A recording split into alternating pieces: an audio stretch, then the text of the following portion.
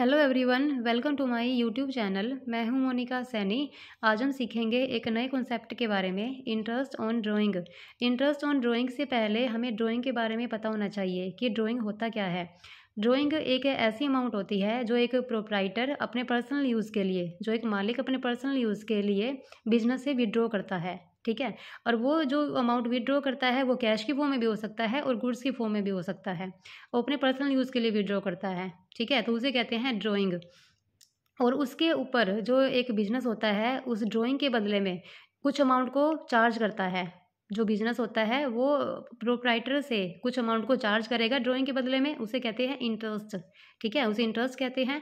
और interest on drawing से पहले को आइडेंटिफाई करने से पहले हमें ये पता होना चाहिए कि जो ड्राइंग की है ना उस प्रोप्राइटर ने, वो इक्वल की है या अनइक्वल की है। दो तरीके से वो ड्राइंग कर सकता है, ठीक है। इक्वल का मीन्स कि हर डेट को, किसी डेट को या मंथली या 3 मंथ के बाद या क्वार्टरली वो इक्वल ड्राइंग को क्या करता है, विड्रॉ करता है। ये तो हो गया इक्वल ड्राइंग को करना।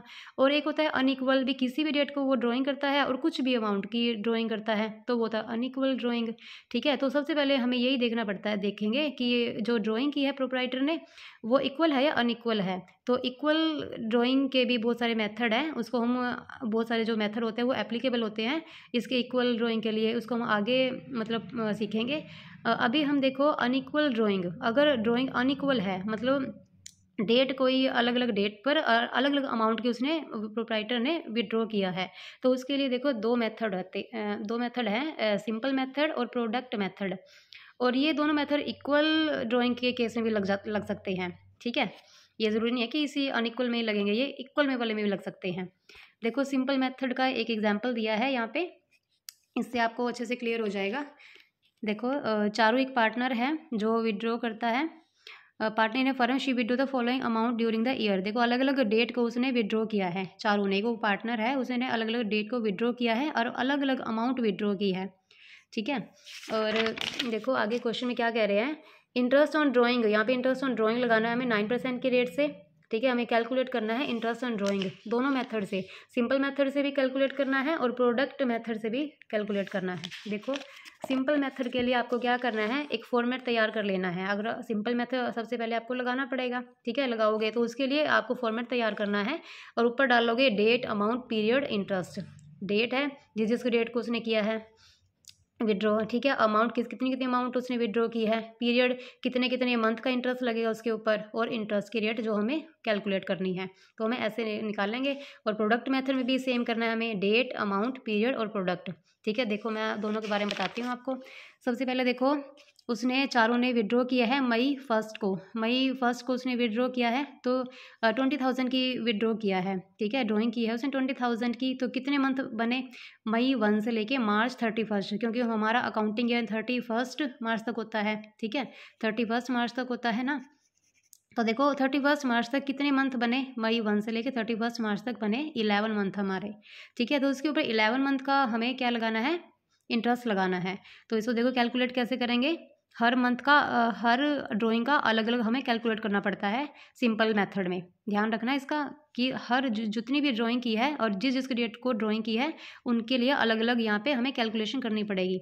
देखो फर्स्ट है 20,000 की उसने विड्रॉ किया है, तो 20,000 मल्टीप्लाई किस रेट से, 9% के रेट से, 9/100।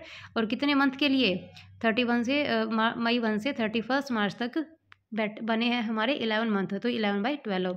तो कितनी अमाउंट है यहाँ पे, कितनी अमाउंट बनी हमारी, यहाँ पे हमारा बनी है 1650 रुपये, ठीक है। इंटरेस्ट के यहाँ पे चार्ज किए जाएंगे। आगे देखो जुलाई 31 को उसने विड्रॉ किया है। अगर जुलाई 31 को विड्रॉ किया है तो ये देखो कि यहाँ पे जुलाई काउंट नहीं होगा कि यहाँ पे जुलाई भी काउंट करो, नहीं, यहाँ पे जुलाई को हम काउंट नहीं करेंगे, ठीक है। जुलाई के बाद अगस्त से यहाँ पे काउंटिंग शुरू होएगी, क्योंकि 31 ये लास्ट है ना, तो जुलाई जा चुका है, अगस्त से शुरू करेंगे। तो अगस्त से 31 मार्च तक कितने मंथ बने, 8 मंथ बने, ठीक है। तो इसके लिए अभी लगाओ 10,000 मल्टीप्लाई 9/100, ऐसे करेंगे 10,000 मल्टीप्लाई 9/100 और मल्टीप्लाई कितने मंथ बने 8 मंथ, तो 8/12 ऐसे करेंगे तो ये इंटरेस्ट बना इसके ऊपर 600 रुपीज़। ऐसे देखो सितंबर 30 है तो ये सितंबर को नहीं लेंगे, और ऐसे नवंबर है नवंबर को भी नहीं लेंगे, ठीक है। सितंबर के बाद अक्टूबर से शुरू करेंगे और नवंबर से के बाद दिसंबर से शुरू करेंगे, तो इसके बने 6 मंथ और यहाँ पे बने 4 मंथ। तो यहाँ पे 6 मंथ और 4 मंथ का हम यहाँ पे इंटरेस्ट लगाएंगे। यहाँ पे बना 1350, यहाँ पे 1200 रुपये बना हमारा। ऐसे ही देखो जनवरी, तो जनवरी से लेकर मार्च तक देखो जनवरी फरवरी मार्च 3 मंथ बने, तो यहाँ पे 3 मंथ का हम इंटरेस्ट लगाएंगे तो 450 बने। और मार्च 31 देखो, मार्च 31 ज़ीरो है तो मतलब कोई भी नहीं बना ना, क्योंकि मार्च 31 ही हमारा काउंटिंग ईयर होता है, तो कोई भी मंथ नहीं बना तो सारी अमाउंट ही ज़ीरो हो जाएगी। ऐसे करेंगे ना। यहाँ पे देखो ड्राइंग की है तो 25,000 मल्टीप्लाई 9% की रेट से, ठीक है, 9% की रेट से, और ज़ीरो यहाँ पे कोई भी मंथ नहीं है, 0/12, तो क्या बना 0 से मल्टीप्लाई करें किसी भी अमाउंट से तो 0 बन जाता है, तो इसके ऊपर कोई भी इंटरेस्ट चार्ज नहीं किया जाएगा, ठीक है। तो यहाँ पे 0 अमाउंट बन जाएगी। तो टोटल देखो यहाँ पे क्या हुआ 5,250, ये हमारा टोटल इंटरेस्ट बना है, ठीक है। ये हाँ, ये हो गया हमारा सिंपल मेथड। और देखो प्रोडक्ट मेथड, ये हमारा इंटरेस्ट की रेट है, ये ध्यान रखना, ठीक है। और लेकिन यहाँ पे जो प्रोडक्ट ऐड करके निकलता है वो इंटरेस्ट की रेट नहीं होता। देखो मैं बताती हूँ इसके बारे में। प्रोडक्ट मेथड में हम क्या करेंगे, ऐसे सेम हम करेंगे, लेकिन यहाँ पे एक थोड़ा सा डिफरेंस है कि यहाँ पे हम मल्टीप्लाई करेंगे जो अमाउंट है और पीरियड है उन दोनों की हम मल्टीप्लाई कर देंगे। देखो इतने इतने की इसने विड्रॉ किया है, ड्राइंग की है, और इतना पीरियड है इनके ऊपर, इतना 11 मंथ 8 मंथ 6 मंथ 4 और 3 ऐसे इनका ये पीरियड है, तो इस दोनों को मल्टीप्लाई कर देंगे। 2,20,000, 10,000 को 8 से करेंगे 80,000, 30 को 6 से करेंगे 1,80,000, 1,60,000 60,000, और 25,000 को 0 से मल्टीप्लाई करेंगे 60,000, ये 0, ठीक है। तो यहाँ पे हम टोटल करेंगे तो 7 लाख रुपीज़ हमारा प्रोडक्ट का टोटल हुआ।